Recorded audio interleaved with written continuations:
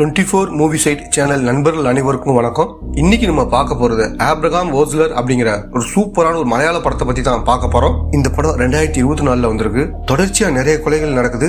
எதுக்காக இந்த கொலையெல்லாம் நடக்குது, என்ன காரணம், ஹீரோ அந்த கொலையாளியை கண்டுபிடிச்சாரா இல்லையா, இன்ட்ரெஸ்டா கொண்டு போயிருப்பாங்க.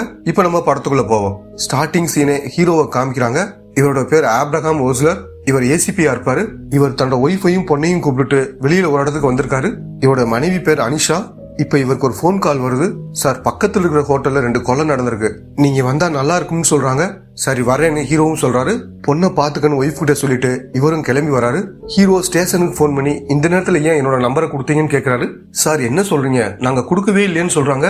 ஹீரோவும் யோசிச்சு பார்த்துட்டு மறுபடியும் வீட்டுக்கு கிளம்பி போறாரு.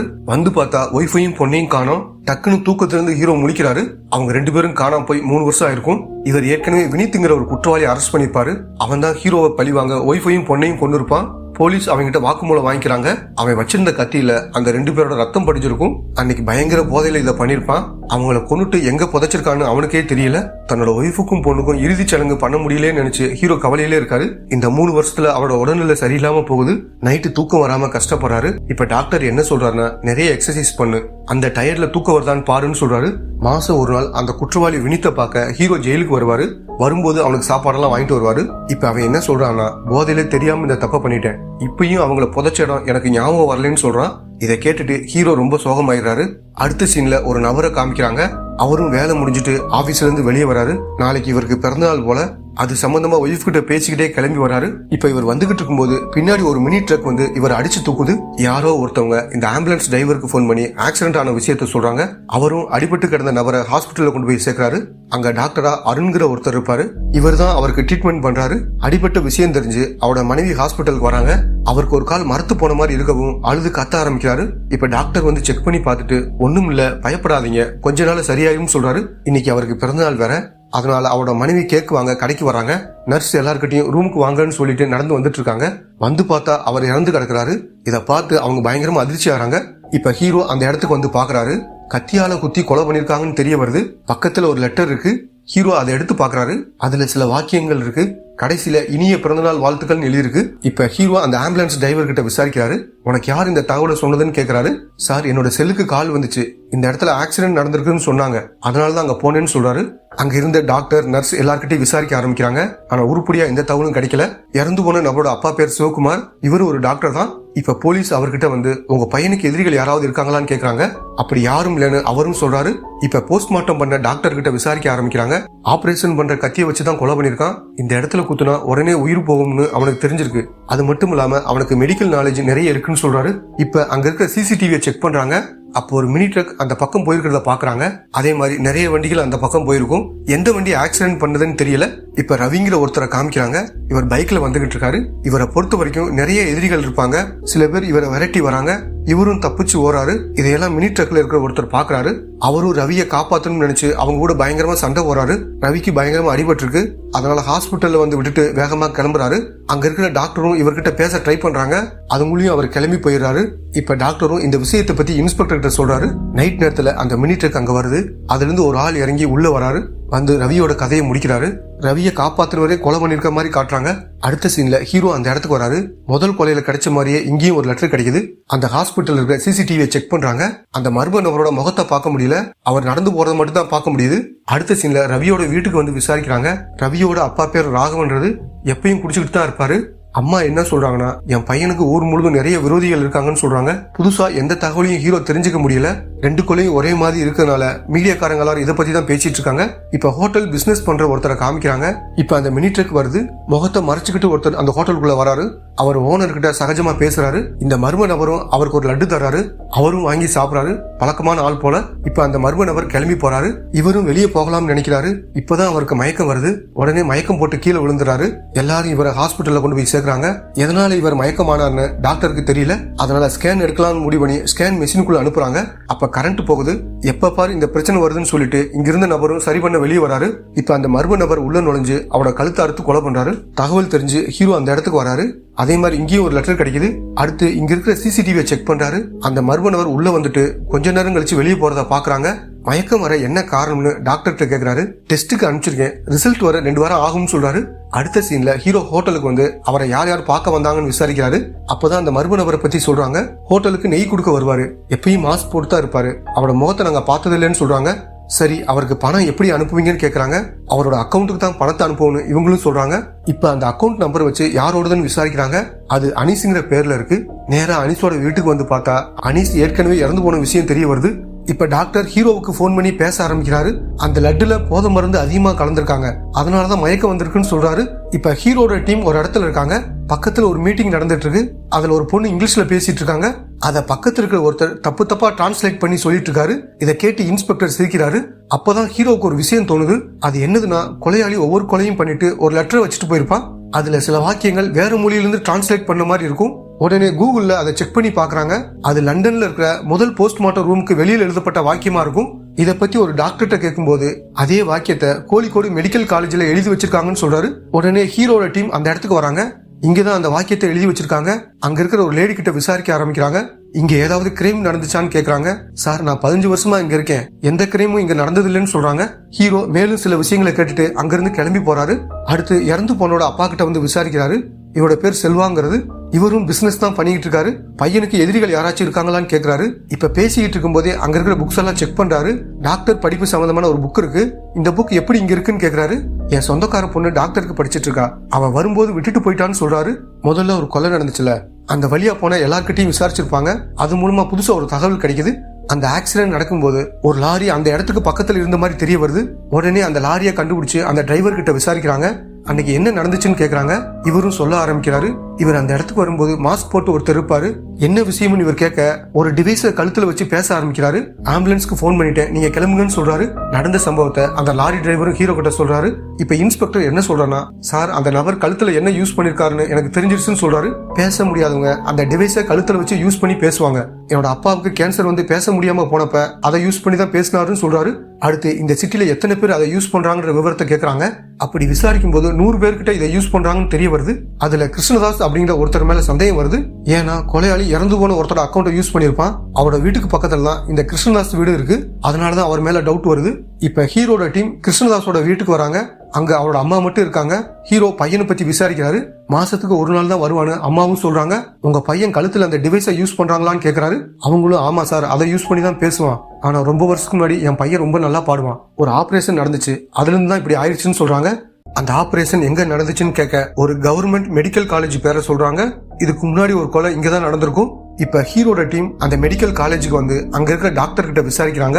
1989 வருஷம் சத்யதாஸ் அப்படின்ற ஒருத்தருக்கு இங்க ஆபரேஷன் நடந்திருக்கு, அதை பத்தின தகவல் வேணும்னு சொல்றாங்க. சார், அப்ப எல்லாம் கம்ப்யூட்டர் கிடையாது, எல்லாமே ரிஜிஸ்டர்ல எழுதி வைப்பாங்க, ஆனா அதுவும் இப்ப இருக்க வாய்ப்பு இல்லைன்னு சொல்றாரு. ஹீரோ அந்த இடத்துல ஒரு புக்கை பாக்குறாரு. இதே மாதிரி புக்கை தான் செல்வாவோட வீட்டுல பாத்திருப்பாரு. இப்ப ஹீரோ என்ன யோசிக்கிறாருன்னா, இது ரொம்ப பழைய புக்கு, இந்த புக்கை அவரோட சொந்தக்கார பொண்ணு வச்சிருக்க வாய்ப்பே இல்ல, செல்வா நம்ம கிட்ட எதையோ மறைக்கிறாரு, இதை பத்தி நல்லா விசாரிக்கணும்னு சொல்றாரு. அப்படி விசாரிக்கும் போது செல்வா டாக்டருக்கு படிச்சுட்டு இடையில படிப்பை நிப்பாட்டுற விஷயம் தெரிய வருது. அது மட்டும் இல்லாம முதல்ல இறந்து போன நபரோட அப்பாவும் டாக்டர் தான், அதனால இவங்க 2 பேரும் ஏதோ தப்பு பண்ணிருக்கலாம்ன்ற கோணத்துல யோசிச்சு பாக்குறாரு. அடுத்து இவங்க கூட படிச்ச ஒரு நபரை கண்டுபிடிச்சு அவங்கள பத்தி விசாரிக்க ஆரம்பிக்கிறாரு. இப்ப அவர் என்ன சொல்றாருன்னா, செல்வா சிவகுமாரை தவிர்த்து இன்னும் 2 பேர் இருக்காங்க. ஒருத்தரோட பேர் அலெக்சாண்டர், இன்னொருத்தரோட பேர் டேவிட்னு சொல்றாரு. இவங்க ஏதோ தப்பு பண்ணிருக்காங்க, அதனால கொலையாளி இவங்களோட பசங்களை பழி வாங்குற மாதிரி யோசிக்கிறாரு. போலீஸ் மீதி இருக்கிற 2 பேர் பத்தின தகவலை தேடுறாங்க. அலெக்சாண்டர் ஃபாரின் போயிருக்க விஷயம் தெரிய வருது. அடுத்து அலெக்சாண்டர் போலீஸை கான்டாக்ட் பண்ணி பேச ஆரம்பிக்கிறாரு. இவங்க சொல்றது கேட்டு அவர் ரொம்ப பயப்படுறாரு. சார், நான் ஃபாரின்ல தான் இருக்கேன், அங்க வர ஐடியாவே இல்லைன்னு சொல்றாரு. அடுத்து டேவிட்டை காமிக்கிறாங்க. இவர் ஒரு எழுத்தாளரா இருக்காரு. சின்னதா ஆபரேஷன் பண்ணணும்னு டாக்டர் சொல்லிருப்பாரு. அதை பத்தி கேட்கதான் இங்க வந்திருப்பாரு. விசாரிச்சுட்டு வெளியே வர்றாரு. அப்ப ஹீரோ அங்க வந்து அவர்கிட்ட பேச ஆரம்பிக்கிறாரு. கிருஷ்ணதாஸ் யாருன்னு உங்களுக்கு ஞாபகம் இருக்கா, உங்களுக்கு பெரிய ஆபத்து இருக்குன்னு சொல்றாரு. ஆனா இவர் பெருசா அதை கண்டுக்கல. நடக்கிறது நடக்கத்தான் போகுதுன்னு சொல்லிட்டு போறாரு. இவர்கிட்ட நார்மலா பேசிட்டு ரூம்குள்ள வந்து பரபரப்பா ஃப்ரெண்ட்ஸ்க்கு போன் பண்றாரு. யாருக்குன்னா செல்வாவுக்கும் சிவகுமாருக்கு தான் போன் பண்ணிருப்பாரு.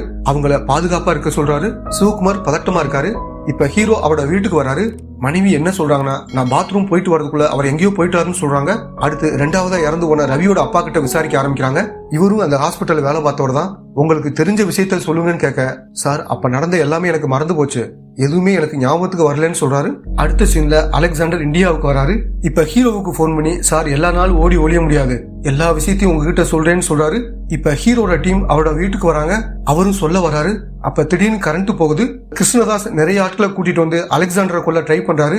ஆனா ஹீரோவும் போலீஸ் டீமும் அவங்க கூட பயங்கரமா சண்டை போட்டு எல்லாரையும் அரெஸ்ட் பண்றாங்க. மூணாவது கொலை நடக்கும்போது ஹீரோ சிசிடிவி பார்த்திருப்பாரு.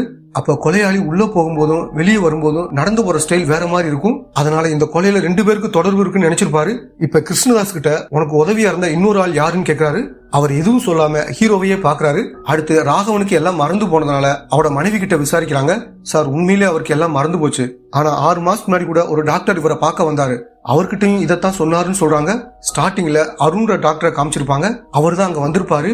ஏற்கனவே போலீஸ்க்கு அருண் மேல டவுட் இருக்கும். அவரோட போட்டோவை காமிச்சு இவர் தான் வந்தாரான்னு கேக்குறாங்க. அவங்களும் ஆமான்னு சொல்றாங்க. இப்ப டேவிட் ஒரு சின்ன ஆபரேஷன் பண்றதுக்காக ஹாஸ்பிட்டல்ல இருக்காரு. அவருக்கு பாதுகாப்பு கொடுக்க அந்த லேடி போலீஸ் அங்க வராங்க. இப்ப ஹீரோட டீம் அருணோட வீட்டுக்கு வந்து அவர்கிட்ட விசாரிக்கிறாங்க. உன்னோட ஃப்ரெண்டு மாட்டிக்கிட்டான்னு சொல்லி கிருஷ்ணதாஸோட போட்டோவை காமிக்கிறாங்க. இவர் யாருன்னு எனக்கு தெரியாதுன்னு சொல்றாரு. இதை கேட்டுட்டு ஹீரோட டீமும் அதிர்ச்சி ஆகுறாங்க. அப்புறம் ஏன் ராகவனை பார்க்க போனேன்னு கேக்குறாங்க. இவரும் சொல்ல ஆரம்பிக்கிறாரு. இவருக்கு சுஜாங்கிற ஒரு அக்கா இருப்பாங்க. 1990 தற்கொலை பண்ணி இறந்து போயிருப்பாங்க. அவங்க ரூமை செக் பண்ணப்பதான் அவங்க பாய் ஃப்ரெண்டோட சேர்த்து எடுத்த போட்டோ இருந்திருக்கும். அந்த பாய் ஃப்ரெண்டை பத்தி தெரிஞ்சுக்கத்தான் ராகவன் கிட்ட விசாரிக்க வந்திருப்பாரு. ஆனா எந்த தகவலும் கிடைக்கலன்னு சொல்றாரு. சரி அந்த போட்டோவை காமின்னு சொல்றாரு. இப்ப அந்த மர்ம நபர் டேவிட் இருக்கிற ரூமுக்கு வர மாதிரி காட்டுறாங்க. டாக்டர் டேவிட்டை பார்க்க வராரு. அப்பதான் டேவிட் காணாம போன விஷயம் தெரிய வருது. கண்டிப்பா அந்த கொலையாளி தான் அவரை கடத்திட்டு போயிருக்குன்னு நினைச்சு அந்த லேடி போலீஸும் தேட ஆரம்பிக்கிறாங்க. இப்ப ஹீரோ அந்த போட்டோவை பாக்குறாரு. சுஜாவோட இருந்த அந்த பாய் ஃப்ரெண்டோட முகம் சரியா தெரியல. இப்ப அந்த லேடி போலீஸ் போன் பண்ணி டேவிட் காணாம போன விஷயத்த சொல்றாங்க. இப்ப ஹீரோவும் அந்த போட்டோவில் இருந்த நபர் யாரா இருக்கலாம் யோசிக்கிறாரு. நல்லா யோசிச்சு பார்த்துட்டு அந்த போட்டோவில் இருந்த நபர் அலெக்சாண்டரா தான் இருக்குன்னு சொல்றாரு. இன்ஸ்பெக்டரும் எப்படி சார்னு கேட்க, அலெக்சாண்டர் வீட்டுல பார்த்த அந்த சின்ன மரம் இந்த போட்டோவில இருக்குன்னு சொல்றாரு. இது அலெக்சாண்டரும் கிருஷ்ணதாஸும் சேர்ந்து பண்ண பிளான் தான், வீட்டுல இருந்தவர் உண்மையான அலெக்சாண்டர் இல்லைன்னு சொல்றாரு. இப்ப ஹீரோவுக்கு ஒரு போன் கால் வருது. ஒரு போலீஸ் ஆபீசரும் இதைத்தான் சொல்றாரு. அந்த அலெக்சாண்டரோட ஆதார் கார்டை செக் பண்ணப்ப 3 வருஷத்துக்கு முன்னாடி வேற பேர்ல இருந்துக்குன்னு தெரிய வருது. அந்த 2 பேரும் போட்ட பிளான் தான் சொல்றாரு. இப்பதான் உண்மையான அலெக்சாண்டரை காமிக்கிறாங்க. இந்த கெஸ்ட் ரோல மம்புட்டி தான் பண்ணிருக்காரு. கத்திய வச்சு டேவிட் உடம்புல சில இடங்களை கிளிக்கிறாரு. இப்ப ஹீரோ யோசிச்சு பார்த்துட்டு டேவிட்ட அவர் படிச்ச கவர்மெண்ட் மெடிக்கல் காலேஜுக்கு தான் தூக்கிட்டு போயிருப்பாரு நினைக்கிறாரு. அடுத்து ஹீரோவும் இன்ஸ்பெக்டரும் அந்த இடத்துக்கு வராங்க. துப்பாக்கி முனையில அலெக்சாண்டரை அரெஸ்ட் பண்றாங்க. இப்ப டேவிட்டுக்கு ரத்தம் அதிகமா போயிட்டு இருக்கிறதுனால ட்ரீட்மெண்ட்டுக்கு ரெடி பண்றாங்க. அடுத்த சீன்ல ஹீரோ அவங்க கிட்ட விசாரிக்க ஆரம்பிக்கிறாரு. இப்ப ஏற்கனவே நடந்த சம்பவத்தை காட்டுறாங்க. மெடிக்கல் காலேஜ்ல நிறைய பேர் புதுசா ஜாயின் பண்ணிருப்பாங்க. அதுல சுஜாவும் ஒருத்தவங்க. சுஜாவை பார்த்ததும் சிவகுமாருக்கு பிடிச்சு போகுது. அவங்க கிட்ட ஜாலியா பேசுறாரு. ஆனா சுஜா கண்டுக்காம அங்கிருந்து கிளம்பி போறாங்க. சிவகுமாருக்கு செல்வா, டேவிட்னு 2 ஃப்ரெண்ட்ஸ் இருப்பாங்க. ஒரே ரூம்ல தங்கி மெடிக்கல் காலேஜ்ல பிஜி படிச்சிட்டு இருக்காங்க.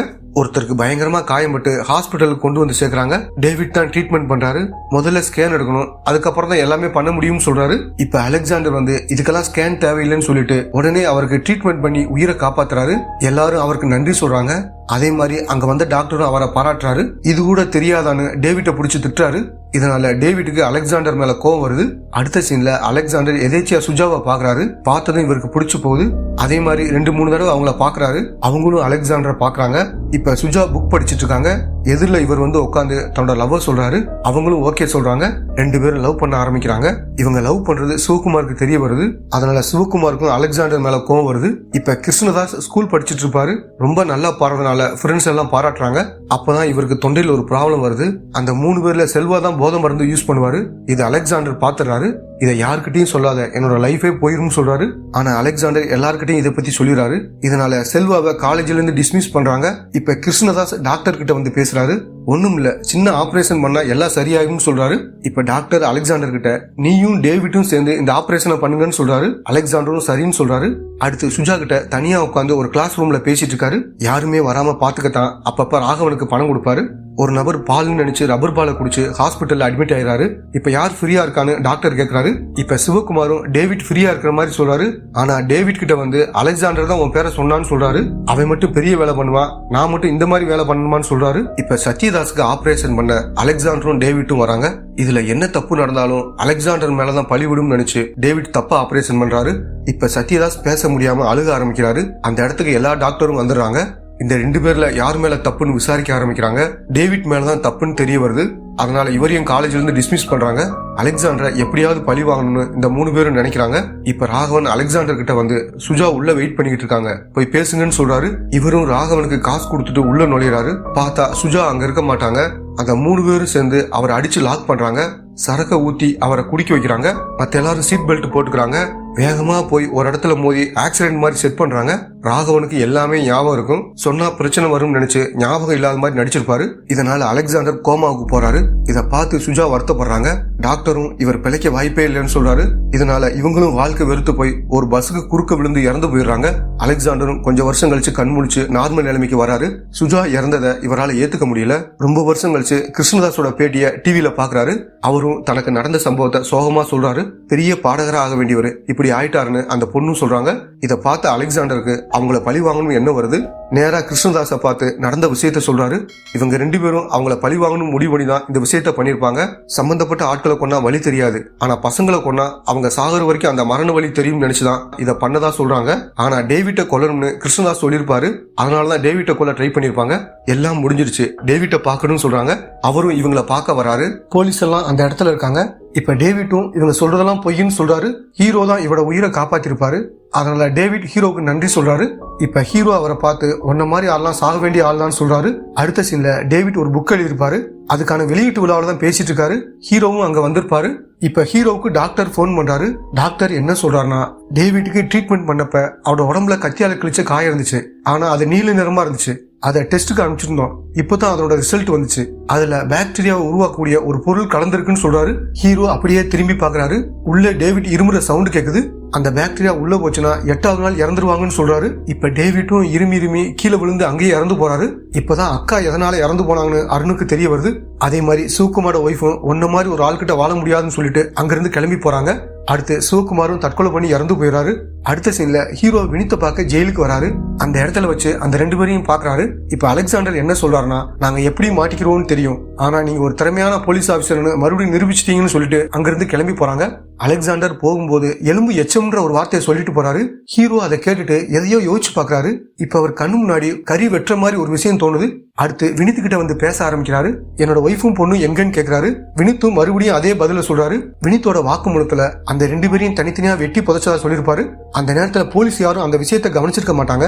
வினித்து யூஸ் பண்ண கத்தியில ஒரு சின்ன எலும்பு எச்சம் கூட கிடைக்காது, ரத்தம் மட்டும் தான் இருந்திருக்கும். கத்தியை எத்தனை தடவை கழுவினாலும் கண்டிப்பா ஒரு சின்ன எலும்பு எச்சம் அதுல இருக்கும், போகவே போகாது. அதனால நீ அவங்கள கொல்லல, இதுக்கு பின்னாடி யாரு இருக்கா, உண்மையை சொல்றான்னு கேக்குறாரு. இப்ப வினித்தும் சிரிச்சுக்கிட்டே, இத்தனை வருஷம் இதுக்காகத்தான் காத்துட்டு இருந்தேன், நீ தான் துப்பறியும் புலியாச்சே, முடிஞ்சா கண்டுபிடின்னு சொல்றான். இப்ப ஹீரோவோட பார்வையில கண்டிப்பா அவனை கண்டுபிடிப்பேன்னு சொல்ற மாதிரி முடிக்கிறாங்க.